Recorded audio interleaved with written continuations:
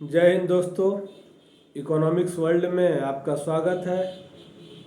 मैं हूं doctor Rajiv, assistant professor department of economics, Deoghar college Deoghar. Guys, आज हम बात करेंगे पब्लिक फाइनेंस की। What is public finance? Meaning, scope and importance of public finance. लोक वित्त क्या है? लोक वित्त का महत्व क्या है? लोक वित्त की परिभाषा क्या है? लोक वित्त का क्षेत्र क्या है? आज पूरी दुनिया आर्थिक दौर से गुजर रही है। ऐसे में यह जानना आवश्यक है कि लोक वित्त क्या है। लोक वित्त अथवा राजस्व अर्थशास्त्र की वह शाखा है जो सरकार के आय व्यय का अध्ययन करती है। सरकार कितना आय कर रही है, कितना व्यय कर रही है, किन क्षेत्रों में व्यय कर रही है, किस मद में व्यय कर रही है, और किन किन मदों से अर्थात किन किन क्षेत्रों से, किन किन विभागों से सरकारों को कितनी आय प्राप्त हो रही है। राजस्व को लोक वित्त का पर्यायवाची शब्द के रूप में प्रयोग किया जाता है। राजस्व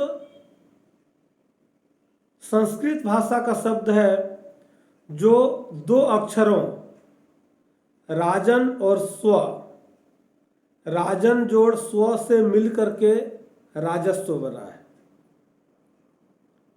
जिसका अर्थ होता है राजा का धन।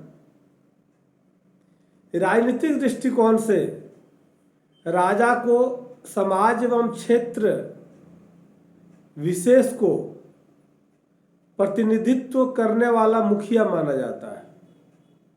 लोकतंत्र में हमारा राजा कौन है? प्रधानमंत्री, मुख्यमंत्री।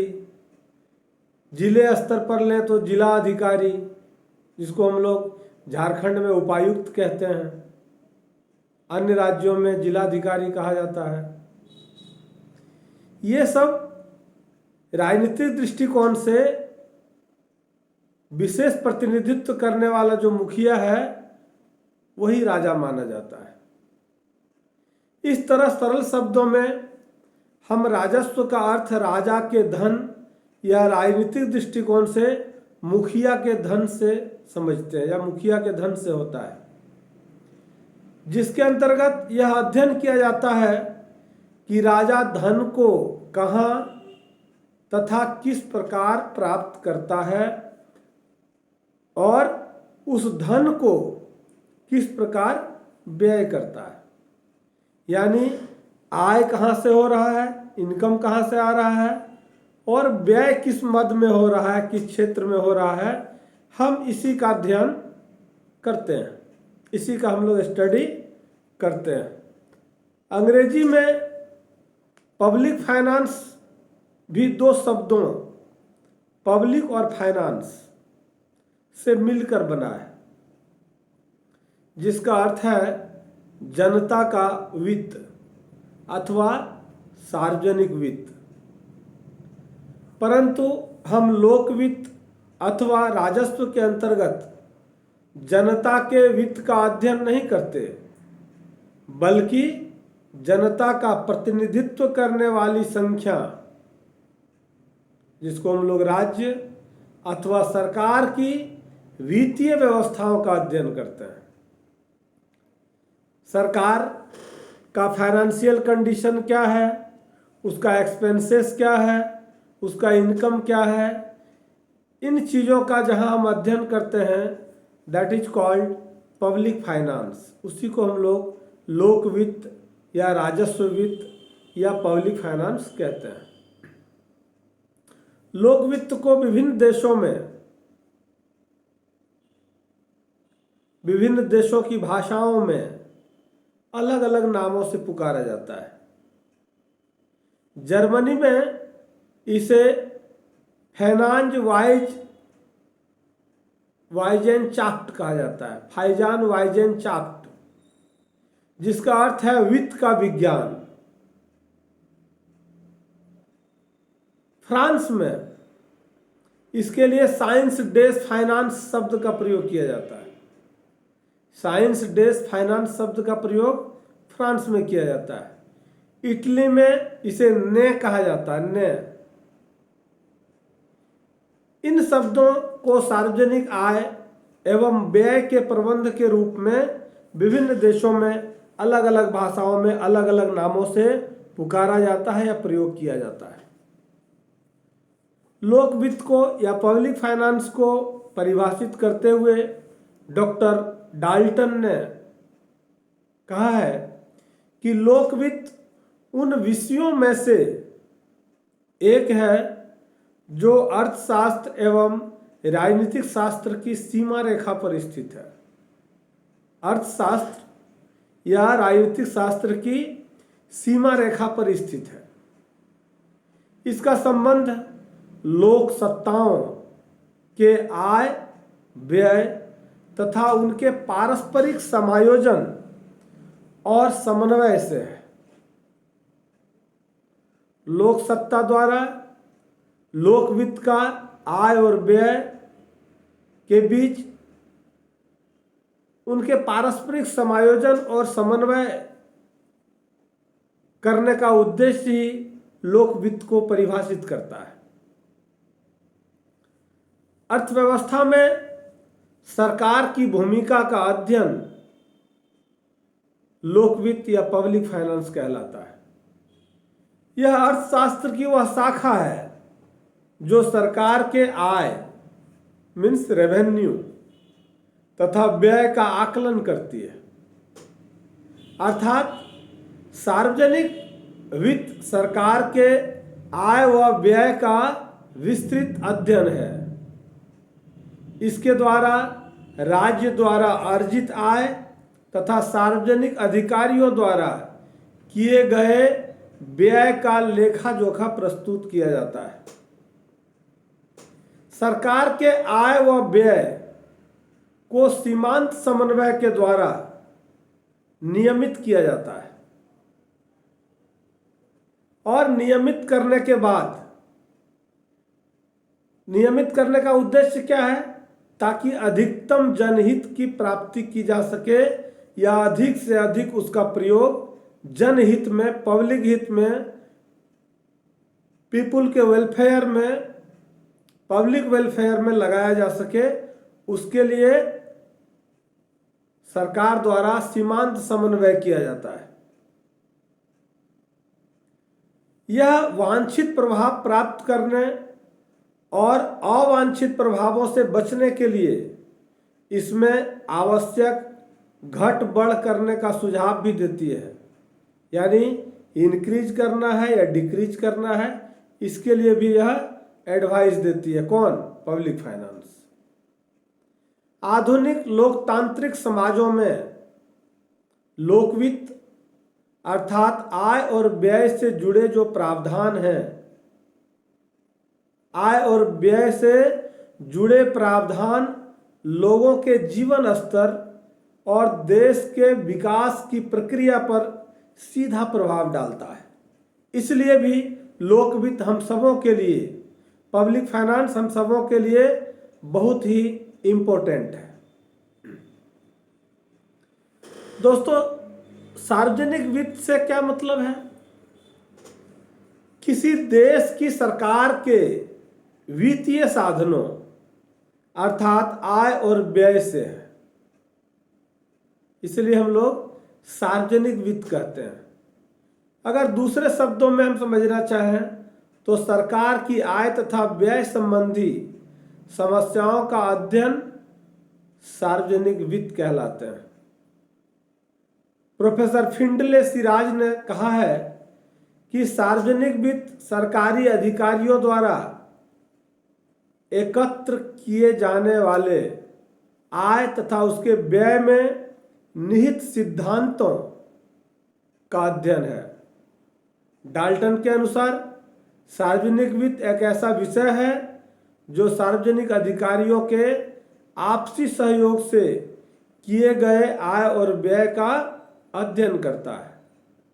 इस प्रकार यह कहा जा सकता है कि सार्वजनिक वित्त केंद्रीय, राज्य या स्थानीय सरकारों के वित्त संबंधी विषयों का अध्ययन है।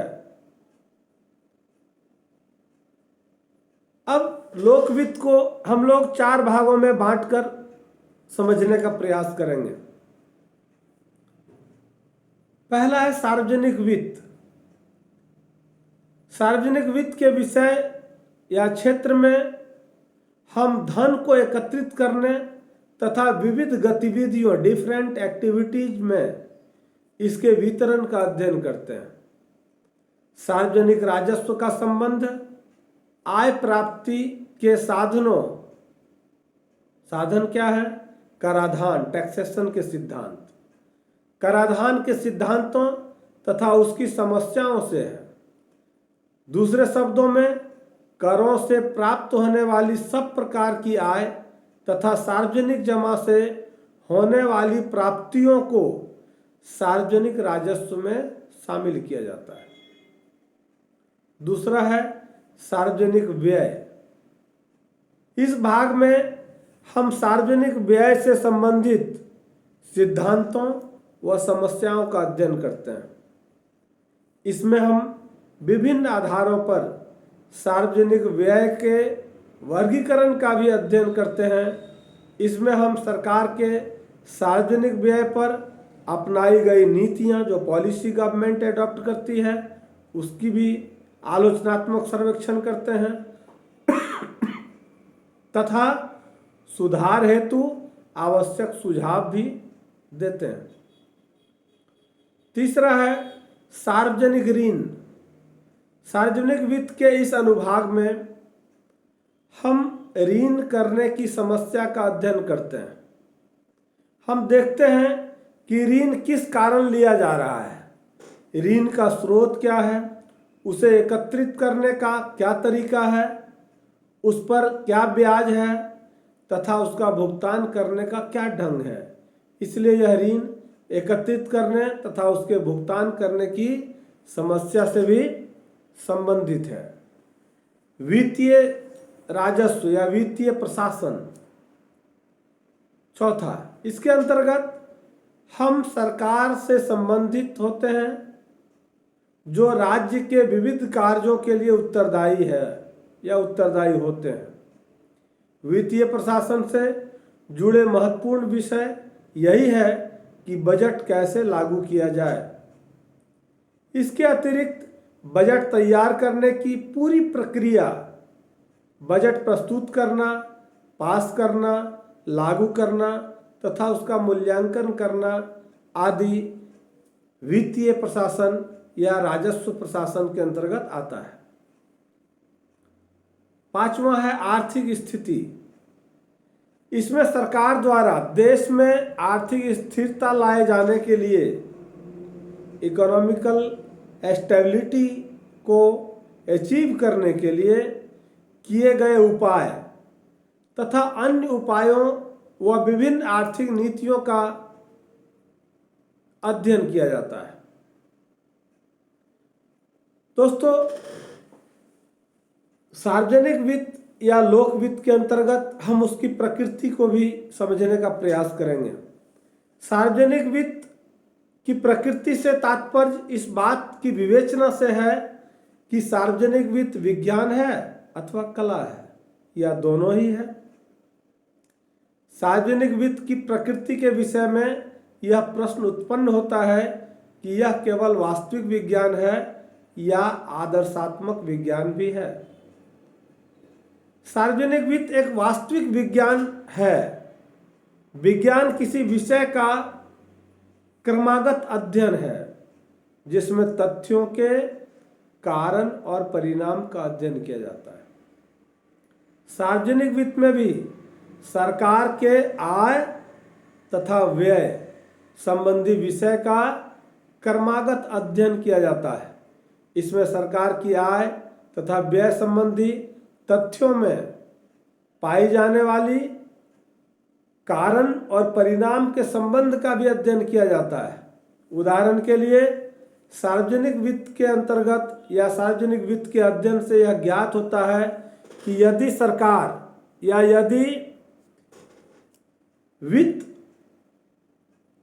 यदि सरकार ऊंची दर पर कर लगाए या यदि कर ऊंची दर पर लगाए जाएंगे तो उनका उत्पादन और उपभोग पर बुरा प्रभाव पड़ सकता है या बुरा प्रभाव पड़ेगा।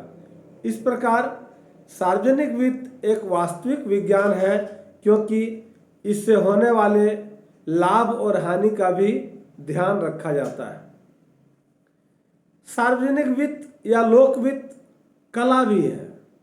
कला निश्चित उद्देश्यों की प्राप्ति के लिए ज्ञान का प्रयोग है।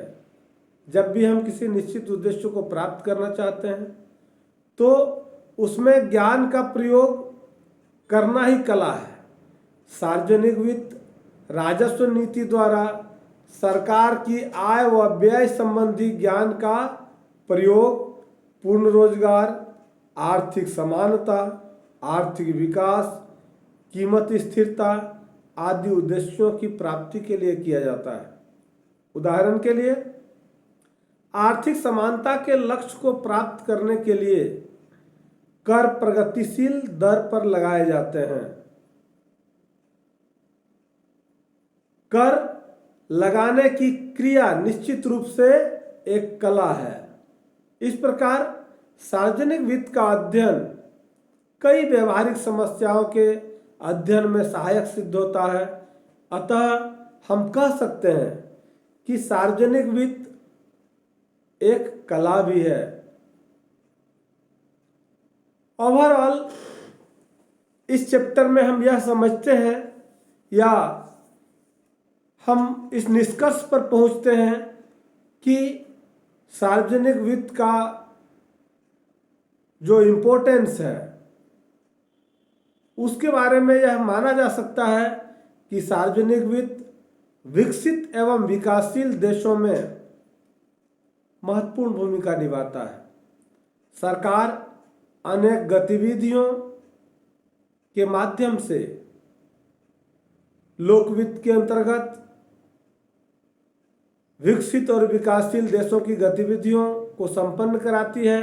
इसलिए वर्तमान समय में दुनिया में चाहे वह कोई भी देश हो, सार्वजनिक वित्त ने बहुत ही महत्वपूर्ण स्थान अर्जित किया है और केवल देशों, सरकारों या उद्योगपतियों के लिए ही नहीं बल्कि लोक वित्त का अध्ययन देश के एक एक लोगों के लिए आवश्यक है। आई होप आपको यह वीडियो पसंद आएगा। अगर पसंद आए तो आप सब्सक्राइब करेंगे, शेयर करेंगे और अपना सुझाव YouTube पर लिखेंगे ताकि मैं आने वाले दिनों में आपके ज़रूरत के अनुरूप विषयों को लेकर आपके समक्ष आ सकूं। बहुत बहुत धन्यवाद।